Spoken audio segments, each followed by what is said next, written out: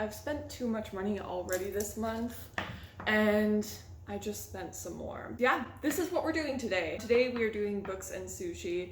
The reason that this is a little bit of an extravagance is because Victor and I are going to the coast in literally one day. We're going to be eating a lot of seafood while we're there. And so we've kind of had to swear off seafood in the time leading up to that. But Victor isn't here today, so I am going to be indulging in the few hours that are left before he comes home.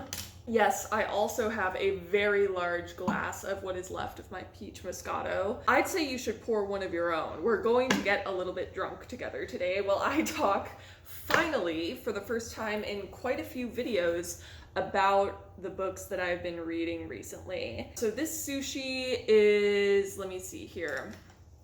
Maybe I can show you the rolls I have. So this one, you can see it has carrot, avocado, and crab. And then this one has wasabi, tobiko, avocado, some kind of white fish, and then it has the nori on the inside and the rice on the outside. I did ask for extra wasabi because I didn't know if they were going to give me any, because I like quite a lot of wasabi, and they did give me wasabi, so I kind of wasted some money on that.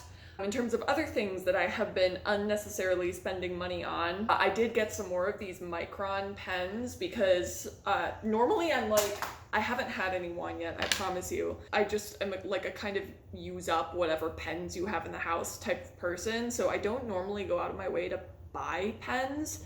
A lot of that, I've finally been starting to kind of run out of my supply, so I did get more of these. These are the Pigma Micron Archival ink pens, and they're really nice. They're super, super fine. I always get them in black and sepia, whatever. I also finally invested in a pair of square-toed Mary Janes that I have been completely obsessed with, and Victor's been spending money too, because he also got me this rose quartz after he saw me eyeing it in a shop. Lots of money being spent in the Corcoran Abernathy household. Grab yourself a snack, grab yourself quite a bit of wine, and let's get a little bit tipsy together and talk about books. Frankly, I'm speaking so quickly right now that probably the wine will actually make me easier to understand. I'm not on anything, by the way. I don't know why I've gotten so jittery all of a sudden. I think it's because maybe it's been a little bit of time since I have actually filmed for you all. Oh, this one has green onions in it too, which I think should be good. I don't think I've ever had that in a roll. It's super nice. But the green onion with the full sodium soy sauce is too much. I actually haven't filmed anything in quite a while. Everything that you have seen up until this point has been backlog because just been I've been working on other things. I've been dissertating and doing quite a bit of dissertating too. I have written how many pages? 60 something pages by today, which is July 29th. Not too bad for summer productivity, especially because I was teaching summer school too. Real quick before I get into talking about like backlog of books I haven't talked about on this channel yet, I'm currently reading The Talented Mr. Ripley, and it's quite enjoyable, but it also is a very, very stressful read. It isn't like fun, naughty, murderer trying to get away with things novel like The Secret History is. It is kind of more just like stressful because he isn't a very good criminal, and so it's more just kind of, I don't know, waiting for him to inevitably get caught in a very, very embarrassing way. Like, there's tons of just like, if you like books that have a ton of just secondhand embarrassment stuff in them, you would probably enjoy The Talented Mr. Ripley. And generally speaking, I think if you enjoyed The Secret History, you also would probably enjoy The Talented Mr. Ripley. I'm also reading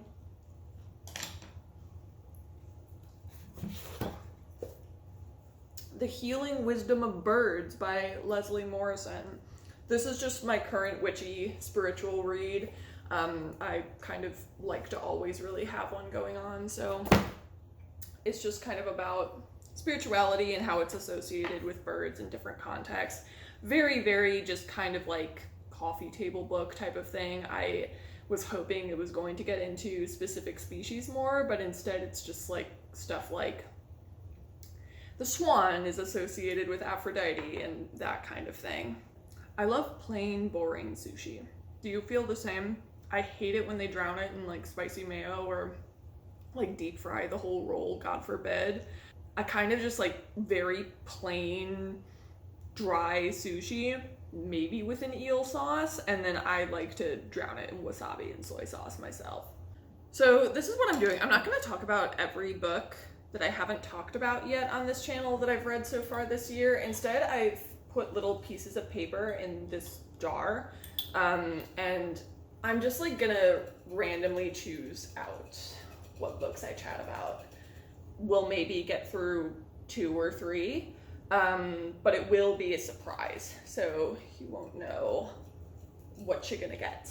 And then the other ones, I guess, will be freed up to potentially be talked about in future videos. I can even grab one of these. I promise I know how to use chopsticks. Oh my god. Okay, so this was not part of my reading tarot for July challenge. This was my spiritual read that I was working on before the bird book. So I did read a book called The Sea Witch by Jennifer Heather. Super highly recommended. Allegedly by other witches, and specifically other witches who are interested in sea witchcraft. I don't know, I've been feeling really like an affinity for the water this summer. It was just something that I kind of wanted to investigate a little bit more. But I'm starting to kind of feel like the level of research in the sea witch community might really not be up to par. This book, I wasn't aware that it was self-published before I bought it, which there's nothing wrong with self-publishing, but recommended to me by Jessie Joie on her channel, and she is a sea witch whose content I really enjoy. But she mentioned that this book was like, oh, this is the one everyone has to have, it's all over Pinterest, blah, blah, blah. I read it, and the cover's pretty, and there are some good things about it. I like the little ideas that she has for spell work, and I like yeah, a lot of like the littler ideas in it I think are very enjoyable, but the research behind it is absolutely abysmal. Like, she has a whole section dedicated to something called generic runes, which are allegedly this ancient set of runes from, oh my god, this one is falling apart. Please. Allegedly this set of runes, oh my god, no! Maybe we'll eat this one last. I'm probably going to finish this though. Don't look. Disastrous. Allegedly, set of ancient runes from Italy, specifically associated with sea witchcraft. So of course, because I work with the Greek pantheon, I was interested in this. Because it's proximity, and she was saying that they were associated with the Roman pantheon, which is very similar. So I'm like, sweet. I'm very curious about it though, because the modern symbol for the pentacle is supposedly this ancient symbol for protection. And I'm like, there's no way. And so there were other problems like typos and shit when she was coming up with the translations for the runes, which, first of all, the full book is full of typos. I'm not going to get into all the problems with this book now because I'm trying to relax and I don't really feel like it. Very long in-depth review on my Goodreads if you want to know everything else that was wrong with it. Look up generic runes at my university's library. Curiously, absolutely nothing comes up. So I'm like, weird. And then I go to the actual sources that she herself cites. I see that her bibliography at the back of the book looks like it was made by one of my undergraduates. Red flag. Like, literally didn't bother italicizing anything or putting it in any proper citation format or anything. It looks like it was just copy and pasted from the citation generator. No page numbers on any of her citations. I go and I look at the indexes of all of the books that she has cited on her page for generic runes. One of those books that she cited was written by a hack. Other books she cites from the 1800s, I look at the index, nothing related to generic runes in the entire index of the book. So pissed about this because this book was, because it's self-published, couldn't get a used copy on thrift books. So I had to spend a full $20-something for it, a paperback version of it. And so now I'm like pissed. There's so many other things wrong with it. Like, she used like, I was noticing the art style of the illustrations was varying throughout the book. And so I look to see if she's credited any illustrator. She hasn't. So I think she's literally using uncredited, just like clip art for the interior artwork of the book. Also, tons of shit that she's saying where the source is basically just like, trust me, bro, which I would have no problem taking from a more experienced witch, but she literally, like, she has an undergrad degree and that's it. So she's super, super young, like, you know, in her early 20s. I can't remember what else I was gonna say, but basically there's just a shit ton of stuff that she just like made up in it, and it's like, okay, well, how long have you been doing witchcraft for? Like, how, you are not, like, maybe when you're 60, you will be at the trust me bro stage where you can make up your own stuff, but you don't have that age and the credibility that comes with age to give you that yet. So now I'm mad. I did debate actually hexing her, but I basically was like, no, that's not productive. So instead, basically, I mean, by the time you see this video, I will have already done it. But you guys know that tweet that's like, Lord, touch his mind. Basically, doing a spell like that, get thee to a library spell, but instead of God, it's Athena that we're working with, and I am trying to get her to a library. Because I'd love to see what she can say if she's properly researched stuff. Like, we do need a proper Sea Witch book on the market, but Jesus fucking Christ. Like, I am begging everybody who puts out their own self-published work to stop fucking spamming and instead actually take the time to refine your work. And it's very frustrating because I feel like, especially with witchcraft, it's because it's such an individualistic thing, it attracts more leaders than followers, and so we don't have enough like big names who are putting out carefully refined work, and instead we have a ton of people who themselves want to be a leader and are putting out like crappily researched stuff. I mean, I think it would be fine if we had a ton of leaders who are putting out good stuff, but instead it's sort of like maybe more people need to like sit back and humble themselves a little bit before they put out stuff where they're just like good enough. I feel like we're at a point in like the media just like ecosystem where there's enough people who are putting out work that is good enough. What we really need is more work that is superb. So I'm fucking pissed about the Sea Witch.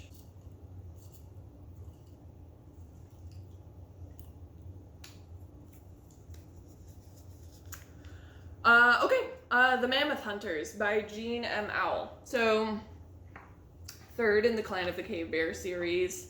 I think I've realized that a very large part of the reason that I like this series so much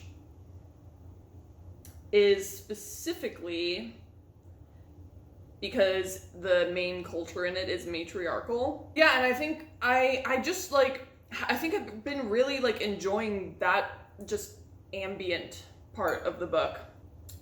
Probably you're not supposed to pair Moscato with sushi, but if you've been here long enough, you know I like very, very sweet wines. I do branch out.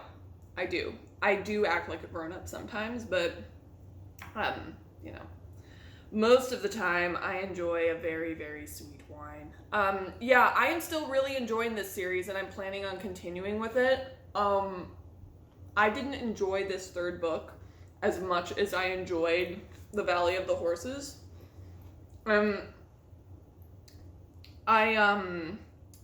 I think the reason for it is because, like, the main, so this third installment is basically about Ayla and Jundalar, the two main, so the main woman character, and then her love interest, her 6 foot whatever, 6 foot like 6 or something, blonde hunk love interest. It's her following him and having contact with people for the first time. Other people, because she was raised by Neanderthals, and it's just about her kind of learning to live with people, and I thought that was super interesting, and kind of like weirdly resonant with my own life. If you've been here long enough, you know that before I met Victor, I was just going through like a really isolated period in my life. Like, COVID purged my social circles. Frankly, just a lot of people in my life. So I was like really going through a super isolated period. I'm sorry that my hair is just like not doing what I wanted to today. And so I resonate with that like part of the plot where it's like, it's kind of bittersweet because she enjoys her alone time, and in many ways she craves going back to that situation where she was super, super alone in the valley with just her animals for company. And I get that. I understand being nostalgic for times of extreme, just desolating isolation, even though they really sucked at the time, because it's like, when you look back at that in hindsight, there's something romantic about being all on your own. Of course, in the second book, when she's actually going through it, she does have this ambient terror of like, well, if I break my leg, I'm fucked, basically. And I had that feeling too. So I resonated with that part of the book, but honestly, I did binge read this third book, for different reasons than the second book. And it wasn't because I was enjoying myself. It's because I just wanted to get to the resolution of the other main plot, which is Jundalar being, frankly, a gigantic buffoon and being really jealous of Ayla for no reason. He just cares about her too much, and so he gets very possessive, and he doesn't communicate that he wants her around because he's afraid that she will reject him. And so I think because I really like Jundalar and Ayla together, seeing them fighting and not communicating and being like just on the cusp of breaking up for this entire fucking book was really, really, really, really stressful to read about, and I just wanted it to be over because I like their relationship, and because I was seeing parallels between it and my own relationship, it was honestly giving me like so much anxiety to read. It's not the book's fault at all, but I was fucking stressing. I binge read like 200 fucking pages of that shit in a day just so I could be done with it. And there were other things about it. Like it was, I don't know. I think, you know what? I am the big book defender, but would I have complained if the book was a little bit shorter? I don't think I would have. Maybe there are other people who really like reading about relationship conflict who would feel differently about it. Oh my god. This whole roll just fucking fell apart on me. I promise I do know how to eat sushi. I do. It's hard to eat sushi and film at the same time though. Or at least I haven't spilled any on myself. So yeah, excited to continue with that series. Maybe maybe next time I buy books, the next one will be one of them. It is like a series that I don't want to leave shelved for too long, because I feel like if I shelve it for too long, I'm just gonna lose interest. It is super healing to read about matriarchy in any way, even when matriarchy isn't the main focus of the book. In fact, arguably, maybe it's even more healing to read about matriarchy when it's not made to be like a thing in the book. That actually is the first book series that I've read in a very, very long time where I've actually been like wanting to read just book after book after book from it. I really wasn't expecting that from that series at all. I think I like this green roll a lot better, and I'm almost done with it. I only have 3 pieces left. The other thing about this series is like, you read the Goodreads comments, and people are literally like, this is the worst, this is the fastest I've seen a series crash and burn in my entire life, blah, blah, blah. Who cares about reading about Ayla surviving in the wilderness for forever? Oh, like, blah, blah, blah. And I'm like, well, I do. And, you know, they're bitching and moaning about the sex. I'm no prude, but blah, blah, blah, blah. And it's like, you know, I do love Ayla. So every time I'm just like, good for her. Good for her. I see the sex scene and I clap and I cheer. It's the ones that initially, very early on in the second book, where it was Jundalar with random women that were barely in the story for any time at all. Those were really annoying. Constantly glancing at the clock because V is coming home from the airport in an hour and a half. So you and I have a little bit of time left together. All right, let's do another one. Tangerine by, I don't remember who. Low-rated Tangerine from Goodreads. This was compared to Donna Tartt, Gillian Flynn, and Patricia Highsmith by Joyce Carol Oates on the cover. I was like, there's no fucking way that this barely 300-page whatever is really gonna deliver on that. And it didn't, but I can really see where the inspiration came from. Bennington was mentioned. I did feel like, is it wrong that I'm getting a little bit tired of hearing about Bennington? To be honest, I love Donna Tartt. You guys know she's my absolute favorite author, but I thought it was maybe a little bit much to... Why did it have to be Bennington? Can't you come up with your own Bennington or your own college to romanticize in that way?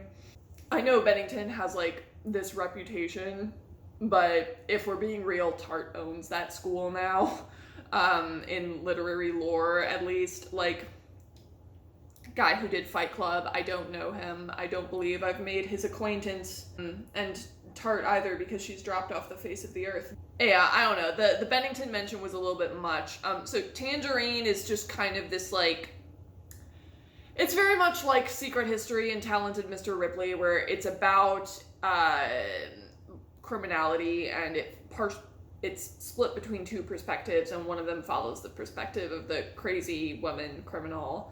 The other one is the perspective of her friend, who she follows to Morocco. Moroccan setting was nice, and I unfortunately can't mention the thing that I liked most about the novel, because it will spoil it, but we'll just say that I really liked the ending of it, and that was enjoyable. Yeah, it basically is like, crazy woman follows other woman to Morocco, and it's kind of like, she's like crazy obsessed with her and like really, really wants to be her friend. So think like something like Ingrid Goes West. Ingrid Goes West, or I don't remember what the other one was, but I know there's actually a similar movie to that I like better. Maybe I'm thinking of Sick of Myself. I could be wrong, but yeah, it's like, dysfunctional female friendship, like obsession, bordering on romance. There is a slightly sapphic element to it, but it's really downplayed, so if you're looking for massive representation, look elsewhere. I don't know what people on Goodreads' issue is with this book because it's rated relatively low, like 3.29 or something like that. I found it enjoyable. Like, for a literary fiction, I found it pretty enjoyable. I didn't think that it was anything super special, but I got it at the library book sale for like $2, so I don't really feel like I lost much by buying it and reading it. It is more of a poolside read than anything else, though. So, if you're looking for your next Gone Girl, that's not it. That was Tangerine. Enjoyed it well enough. When in French by Lauren Collins. This is about a American woman who she falls in love with, I don't remember if he's technically French or technically Swiss, but falls in love with a French-speaking guy, marries him, goes to live in Switzerland where primarily they speak French. And she is completely just thrown into the deep end with the language. And she talks about what it's like to be an immigrant, just kind of struggling to learn the language. As someone who is currently learning French, I thought the most interesting thing about this was hearing about, like, I guess the concept behind the French language and like how you ideally approach it. So she talks about how French is a language that likes specificity. There is a correct and most appropriately connotated word for everything. So you can't like just make general broad concepts work for you. You have to do your homework, really. And I liked that because that made me feel, I haven't really been crazy about French. I'm learning it because I kind of have to. I liked that because I had an easier time with Spanish. And I actually had a much more enjoyable and often easier time with ancient Greek. And ancient Greek is also another language that is very, very specific. So they have tons of words that are used one time in all of literature and then never again. So really, really specific use of words, and then also very, very specifically, that's the wine. C'est le vin. Greek is very specific in its pronunciation, where there's literally a guy who went down in history because he put the accent on the wrong part of a particular word. And I actually always found that quite endearing about Greek. I loved the challenge. So seeing that trait also in French kind of endeared me to French more.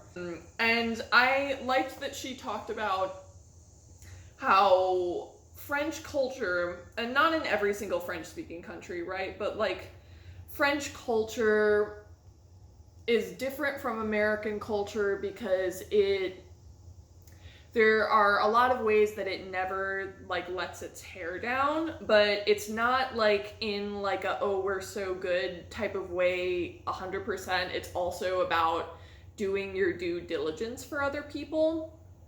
So she's talking about how like she's never seen her husband belch in front of her. And some Americans would think that that means that, oh, he's so buttoned up and formal and blah, blah, blah. These days, with the death of manners, I have actually been liking formality more and appreciating society and manners. And I appreciate people that go to that trouble because I feel like now I have a better understanding of how everybody owes each other a certain level of being buttoned up a little bit.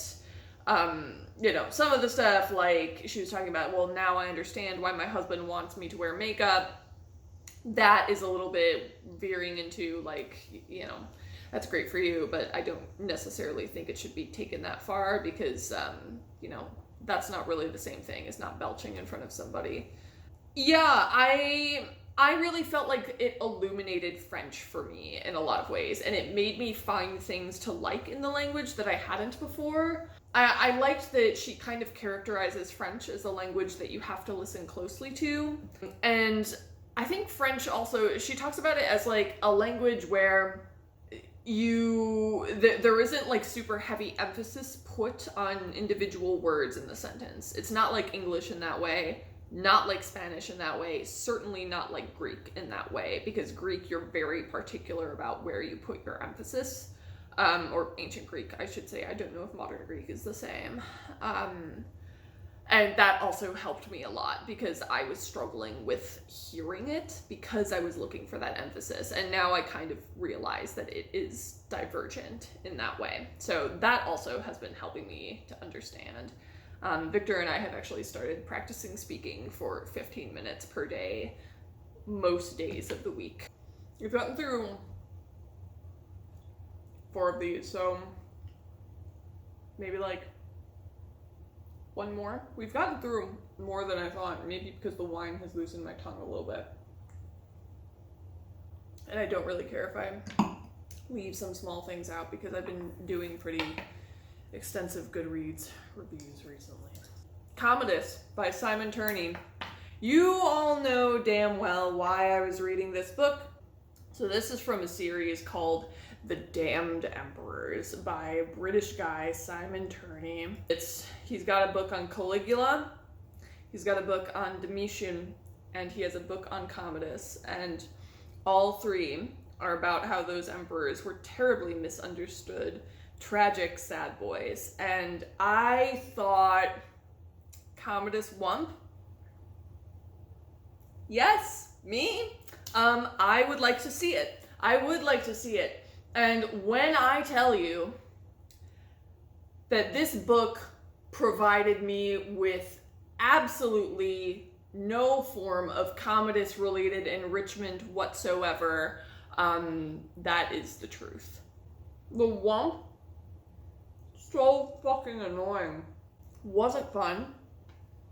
Didn't have a good time. So much of the book, 430 whatever pages, it was told from the perspective of his mistress, and immediately I knew that was going to be a problem.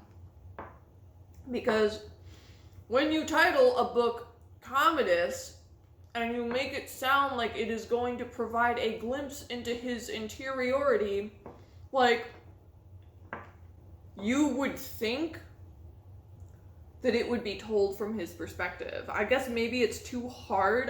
Writing is hard, I get it.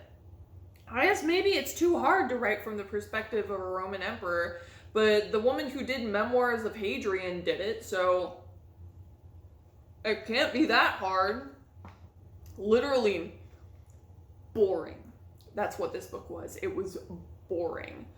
The sex... It was literally like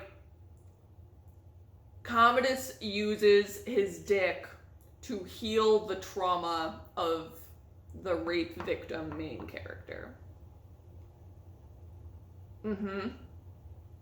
Yeah, and it was literally like, there was nothing titillating about it whatsoever. Like, and it wasn't even like amusing in a bad way. It was literally like Commodus. It was like, oh, he was like hesitant and nervous, but also he was a sex god and it was perfect in every way. No take-backs, no questions. I'm not taking questions at this time. Thank you. Good night. Like, it was literally like that. It was like, he was a sex god. No, I will not be offering any details at this time. And also it raises questions because it's like, he is such a sad boy in the book, even though we get like no details of his sadness. Like, Commodus is so absent for so much of this book that it makes it seem really delusional when like the main character is talking about loving him. Oh, and it's also like a childhood friendship to adult romance thing, which I hate. I hate that shit so much. I don't understand it. If that's like, if you endorse that and agree with that, that's great, but I actually think it is very weird and bizarre to be like, oh, but even the children had the startings of romantic feel. I don't know, that it's very weird to me to like project romance onto children in any way. And you know, I know some people like this is their experience or whatever. I don't know, like to me personally, I just think it's weird. And it's also just like Commodus's trauma, like none of the psychology behind Commodus really made sense in this book. They were just like, oh, like, he's just a poor baby who is traumatized and blah, blah, blah.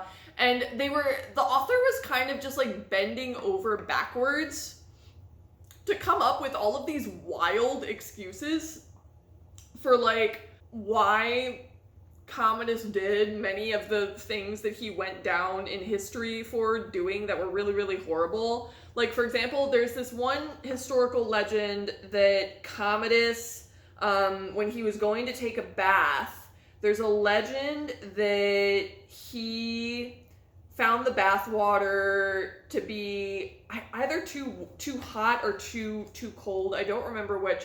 But he found the bath water not to his liking, and so he ordered a slave to be thrown live into the furnace that was warming the water heater. And this author, instead of just like not including that at all, it was like, oh, actually, Commodus was in the bath staring at the cold water and having a PTSD flashback to when he watched someone close to him drown, so he didn't hear the evil guy who raped the main character. He didn't hear him order the slave right next to Commodus to throw another slave live into the furnace. He just didn't hear. He didn't hear. He had hearing loss temporarily because of his trauma. His PTSD. But this is the thing, is like, Commodus in Gladiator is like kind of more of an accurate example of how a man with infinite power at his fingertips would react to trauma, which is to destroy things and to abuse that power and to beat people up. Like, I know it sucks and it's really uncomfortable, but you can't just like make Commodus traumatized and be like, this absolves him from doing anything and this means he's never done anything wrong ever. Like, it was, and I think the worst is that I think you could have come up with other explanations, but the other thing that really, really gets me about the furnace thing is, so you guys know, if you've been here for a while and reading the text closely, you know that I do research on Victorian Britain, and specifically I research abuse as part of my larger literary research. I research male abuse of women in Victorian Britain, and that is related to my larger dissertation project.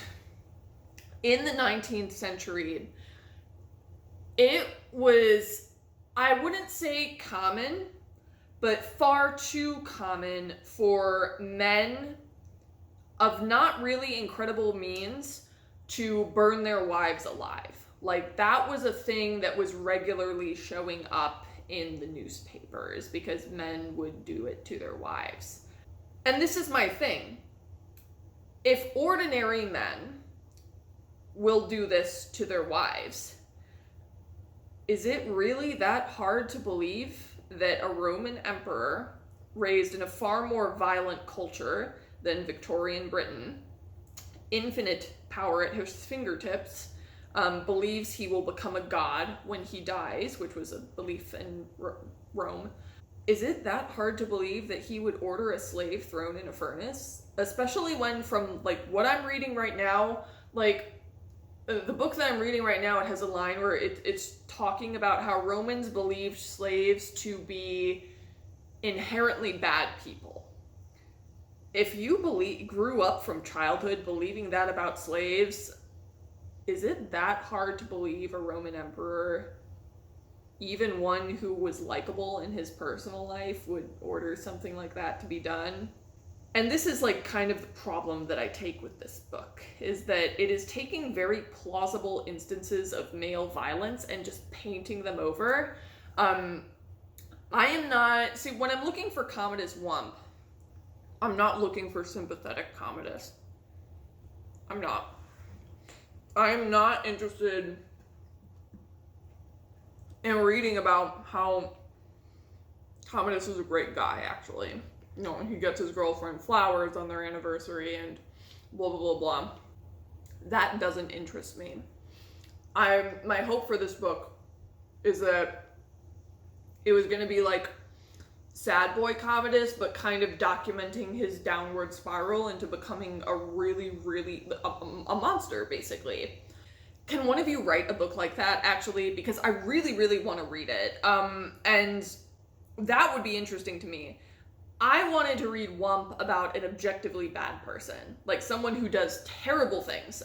That's what I'm interested in. When I'm asking for a Commodus book, I'm not interested in a dissertation defense of why, oh, actually, it was all a terrible misunderstanding and he was great. Like, I'm not interested in that. I actually do want you to explore the head of a really messed up guy.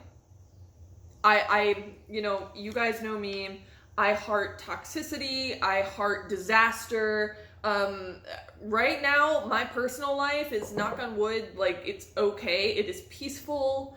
So I would like a little rumble tumble to to be happening in the novels that I read. I'm not interested in good guy Commodus or good guy Domitian or anything. I want to hear the really messed up stuff, the really juicy stuff. And that's why he's interesting to me, aside from the fact that, you know, if you've seen Gladiator, you know. You can read, again, same with Sea Witch. There is a longer review on my Goodreads, but I think that's probably all I'm gonna say here. That was a huge disappointment. And like the Sea Witch, that was another book that I bought brand spanking new. And holy shit, that $20-something on that book, really disappointing. But yeah, that's Commodus. I think that's the last one I'm going to talk about in this video because the hour is getting late and I do need to finish this sushi before Victor gets home. I hope you've enjoyed this video. This was fun. I kind of like this more chatty, relaxed, like I'll talk about what books I'm able to get to type of video. So if you like this and you have other ideas for kind of chat and chow videos, then, you know, let me know.